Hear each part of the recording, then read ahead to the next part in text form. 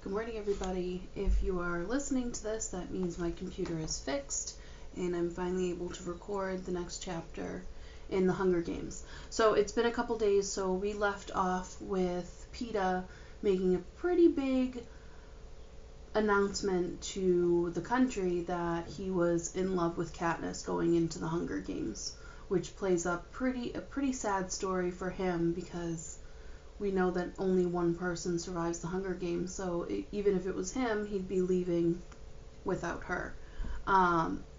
So the next chapter, chapter 10, we're going to see Katniss's reaction to that.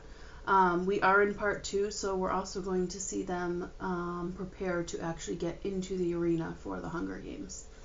So let's get to it. Chapter 10. For a moment, the camera's hold on Peeta's downcast eyes as what he says sinks in. Then I can see my face, mouth half open in a mix of surprise and protest, magnified on every screen as I realize, me. He means me. I press my lips together and stare at the floor, hoping this will conceal the emotions starting to boil up inside of me. Oh, that is a piece of bad luck, says Caesar, and there's a real edge of pain in his voice. The crowd is murmuring in agreement. A few have even given agonized cries. It's not good, agrees Peeta. Well, I don't think any of us can blame you. It'd be hard not to fall for that young lady, says Caesar. She didn't know? Peeta shakes his head. Not until now. I allow my eyes to flicker up to the screen long enough to see that the blush on my cheeks is unmistakable. Wouldn't you love to pull her back out here and get a response? Caesar asks the audience. The crowd screams assent. Sadly, rules are rules, and Katniss Everdeen's time has been spent. Well, best of luck to you, Peeta Mellark, and I think I speak for all of Panem when I say our hearts go with yours. The roar of the crowd is deafening. Peeta has absolutely wiped the rest of us off the map with his declaration of love for me. When the audience finally settles down, he chokes out a quiet "thank you" and returns to his seat. We stand for the anthem.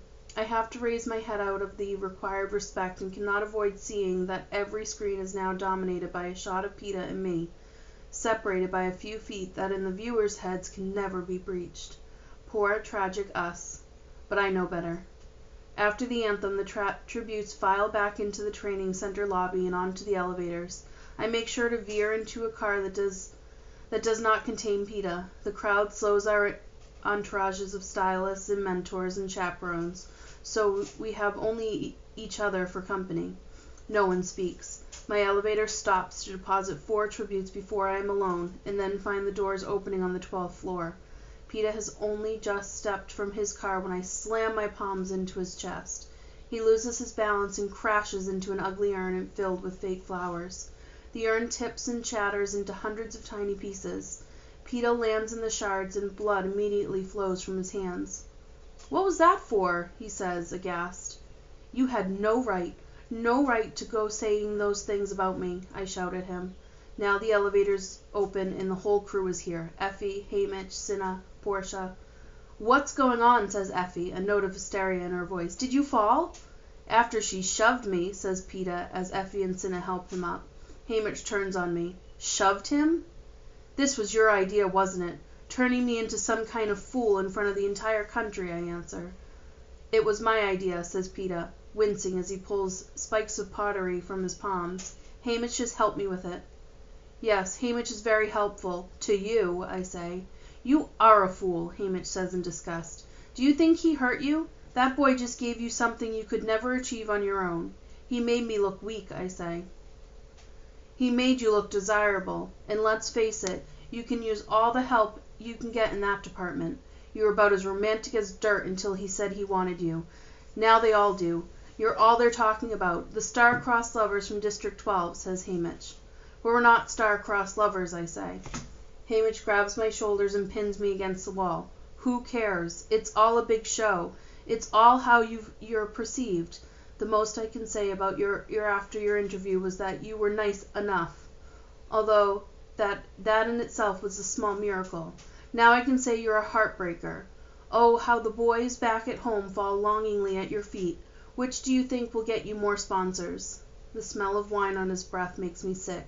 I shove his hands off my shoulders and step away, trying to clear my head. Cinna comes over and puts his arm around me. He's right, Katniss. I don't know what to think. I should have been told, so I didn't look so stupid. No, your reaction was perfect. If you'd known, it wouldn't have read as well, says Portia. She's just worried about her boyfriend, says Peeta, gruffly, tossing away a bloody piece of the urn. My cheeks burn again in the thought of Gale. I don't have a boyfriend. Whatever, says Peeta, but I bet he's smart enough to know a bluff when he sees it. Besides, you didn't say you loved me, so what does it matter?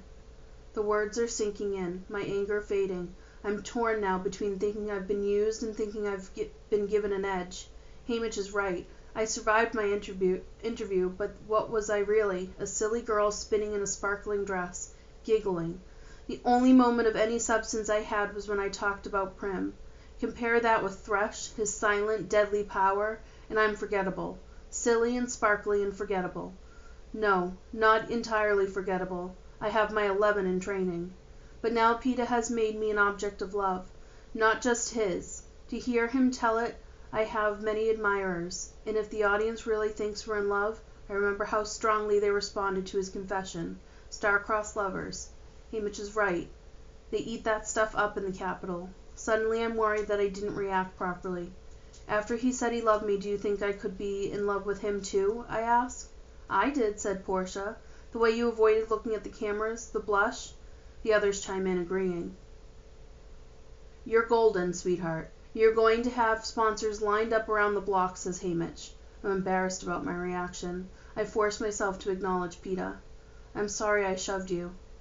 Doesn't matter, he shrugs, although it's technically illegal. Are your hands okay, I ask. They'll be all right, he says. In the silence that follows, delicious smells of our dinner waft in from the dining room. Come on, let's eat, says Haymitch. We all follow him to the table and take our place. But then Peeta is bleeding too heavily and Portia leads him off for medical treatment. We start the cream and rose petal soup without him. By the time we're finished, they're back. Peeta's hands are wrapped in bandages. I can't help feeling guilty. Tomorrow we will be in the arena. He has done me a favor and I have answered with an injury. Will I never stop owing him? After dinner we watch the replay in the sitting room. I see Frilly and Shallow twirling and giggling in my dress.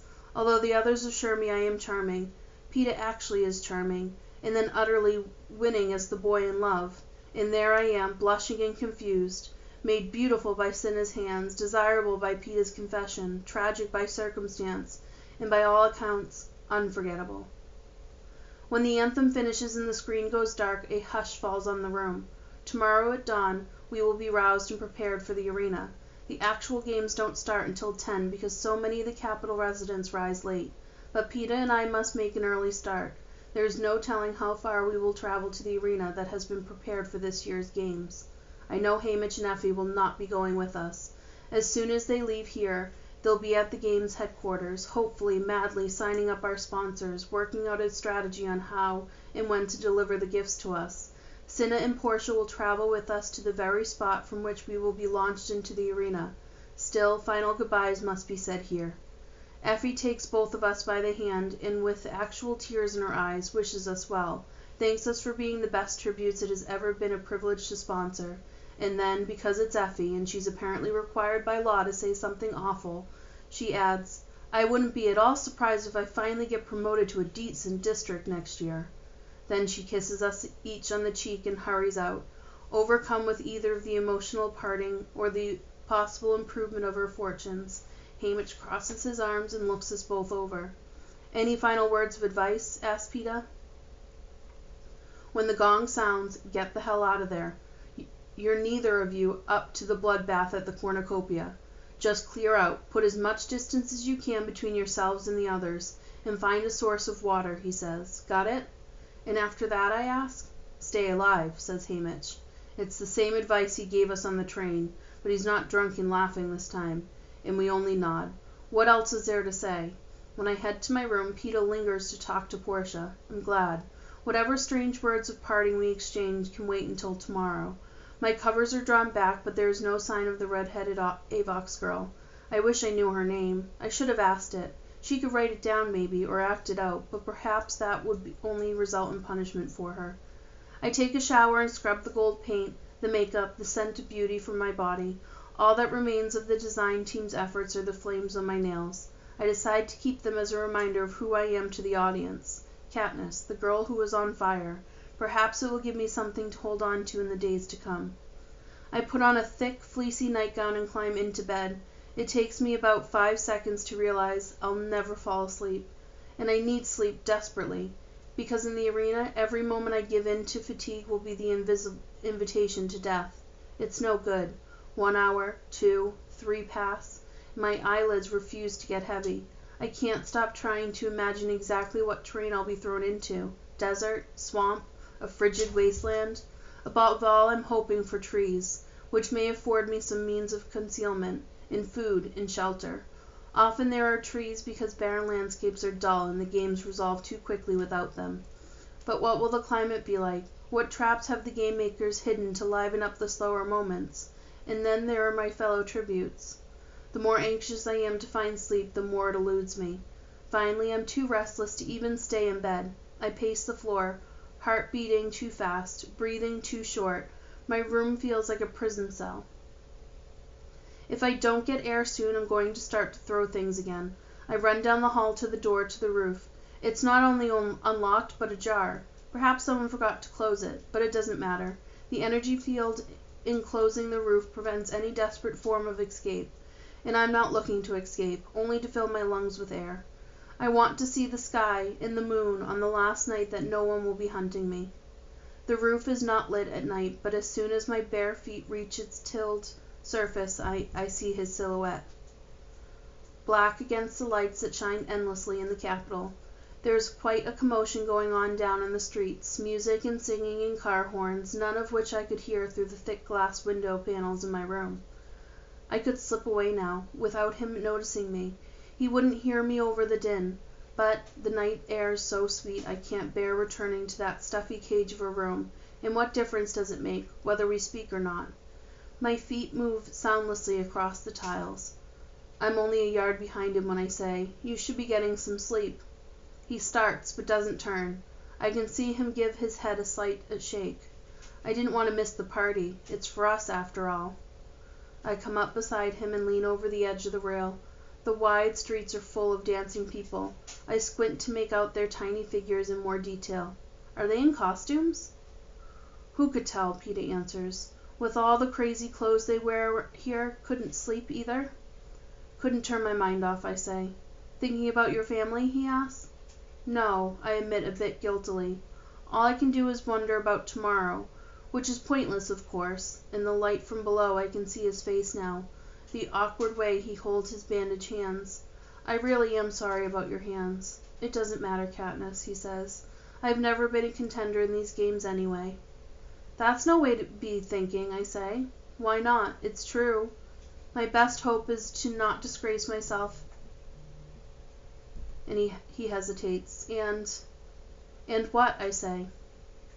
I don't know how to say it exactly, only I want to die as myself. Does that make any sense? He asks. I shake my head. How could he die as anyone but himself? I don't want them to change me in there, turn me into some kind of monster that I'm not. I bite my lip, feeling inferior. Well, I've been thinking about on the availability of trees. Peeta has been struggling with how to maintain his identity, his purity of self. Do you mean you won't kill anyone? I ask. No, when the time comes, I'm sure I'll kill just like everybody else. I can't go down without a fight. Only I keep wishing I could think of a way to show the Capitol they don't own me. That I'm more than just a piece in their games, says Peeta. But you're not, I say. None of us are. That's how the games work. Okay, but within that framework. There's still you, there's still me, he insists. Don't you see? A little. Only, no offense, but who cares, Peeta? I say. I do. I mean, what else am I allowed to care about at this point? He asks angrily. He's locked those blue eyes on mine now, demanding an answer. I take a step back. Care about what Haymitch said. About staying alive. Peeta smiles at me, sad and mocking. Okay, thanks for the tip, sweetheart. It's like a slap in the face. His use of Haymitch's patronizing endearment. Look, if you want to spend the last hours of your life planning some noble death in the arena, that's your choice. I want to spend mine in District 12. Wouldn't surprise me if you do, says Peeta. Give my mother my best when you make it back, will you? Count on it, I say. Then I turn and leave the roof. I spend the rest of the night slipping in and out of the doze, imagining the cutting remarks I will make to Peeta Mellark in the morning. Peeta Mellark, we will see how high and mighty he is when he's faced with life and death. He'll probably turn into one of those raging beast tributes, the kind who tries to eat someone's heart after they've killed them. There was a guy like that a few years ago from District 6, called Titus. He went completely savage, and the game makers had to have him stunned with electric guns to collect the bodies of the players he'd killed before he ate them. There are no rules in the arena, but cannibalism doesn't play well with the capital audience, so they tried to heat it off. There was some speculation that the avalanche that finally took Titus out was specifically engineered to ensure the victor was not a lunatic. I don't see Peeta in the morning. Cinna comes to me before dawn, gives me a simple shift to wear, and guides me to the roof. My final dressing and preparation will be done in the catacombs under the arena itself. A hovercraft appears out of thin air, just like the one did in the woods the day I saw the red-headed Avox girl captured, and a ladder drops down. I place my hands and feet on the lower rungs, and instantly it's as if I'm frozen. Some sort of current glues me to the ladder while I'm lifted safely inside. I expect the ladder to release me then, but I'm still stuck when a woman in a white coat approaches me carrying a syringe. This is just your tracker, Katniss. The stiller you are, the more effectively I can place it, she says. Still, I'm a statue. But that doesn't prevent me from feeling the sharp stab of pain as the needle inserts the metal tracking device deep under the skin on the side of my forearm. Now the game makers will always be able to trace my whereabouts in the arena. Wouldn't want to lose a tribute. As soon as the tracker's in place, the ladder releases me. The woman disappears and Cinna is retrieved from the roof. An Avox boy comes in and directs us to the room where breakfast has been laid out. Despite the tension in my stomach, I eat as much as I can, although none of the delectable food makes any impression on me. I'm so nervous. I could be eating coal dust. The one thing that distracts me at all is the view from the windows as we sail over the city and then to the wilderness beyond. This is what birds see, only they're free and safe, the very opposite of me. The ride lasts about half an hour before the windows black out, suggesting that we're nearing the arena. The hovercraft lands and Cinna and I go back to the ladder, only this time it leads down into a tube underground into the catacombs that lie beneath the arena. We follow instructions to my destination, a chamber for my preparation. In the capital they call it the launch room. In the districts it's referred to as the stockyard, the place animals go before slaughter. Everything is brand new. I will be the first and only tribute to use this launch room. The arenas are historic sites preserved after the games, popular destinations for capital residents to visit, to vacation. Go for a month, rewatch the games, tour the catacombs, visit the sites where the deaths took place. You can even take part in reenactments. They say the food is excellent. I struggle to keep my breakfast down as I shower and clean my teeth. Cinna does my hair in my simple trademark braid down my back. Then the clothes arrive, the same for every tribute. Cinna has had no say in my outfit, does not even know what will be in the package, but he helps me dress in the undergarments. Simple tawny pants, light green blouse, sturdy brown belt, and thin hooded black jacket that falls to my thighs. The material in the jacket designed to reflect body heat. Expect some cool nights, he says. The boots worn over skin-tight socks are better than I could have hoped for. Soft leather, not unlike my ones at home. These have a narrow, flexible rubber sole with treads, though, good for running. I think I'm finished when Cinna pulls the gold Mockingjay pin from his pocket. I had completely forgotten about it. Where did you get that, I ask. Off the green outfit you wore on the train, he says. I remember now taking it off my mother's dress, pinning it to the shirt. It's your district token, right? I nod and he fastens it to my shirt. It barely cleared the review board. Some thought the pin could be used as a weapon, giving you an unfair advantage, but eventually they let it through, says Cinna. They eliminated a ring from the District 1 girl, though. If you twisted the gemstone, a spike popped out. Poisoned one. She claimed she had no knowledge the ring transformed, and there was no way to prove she did, but she lost her token. There, you're all set. Move around. Make sure everything feels comfortable. I walk, run in a circle, swing my arms about. Yes, it's fine, fits perfectly. Then there's nothing to do but wait for the call, says Cinna, unless you think you could eat any more.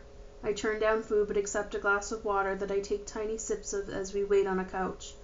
I don't want to chew on my nails or lips, so I find myself gnawing on the inside of my cheek. It still hasn't fully healed from a few days ago.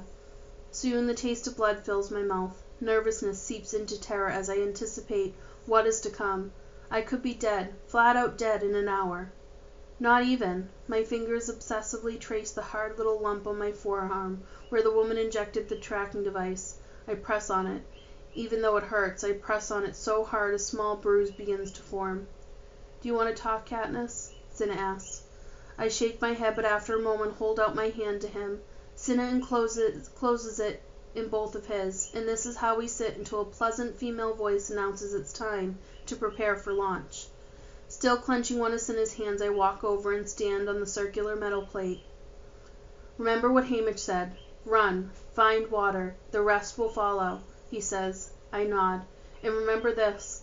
I'm not allowed to bet, but if I could, my money would be on you. Truly? I whisper. Truly, says Cinna. He leans down and kisses me on the forehead. Good luck, girl on fire. And then a glass cylinder is lowering around me, breaking our handhold, cutting him off from me. He taps his fingers under his chin. Head high. I lift my chin and stand as straight as I can. The cylinder begins to rise. For maybe 15 seconds I'm in darkness, and then I can feel the metal plate pushing me out of the cylinder, into the open air. For a moment my eyes are dazzled by the bright sunlight, and I'm conscious only of a strong wind with the hopeful smell of pine trees. Then I hear the legendary announcer Claudius Templesmith, as his voice booms all around me. Ladies and gentlemen, let the 74th Hunger Games begin. Okay, that is the end of chapter 10. I'd love to hear what you think about this chapter. Let's have a great day. Bye, guys.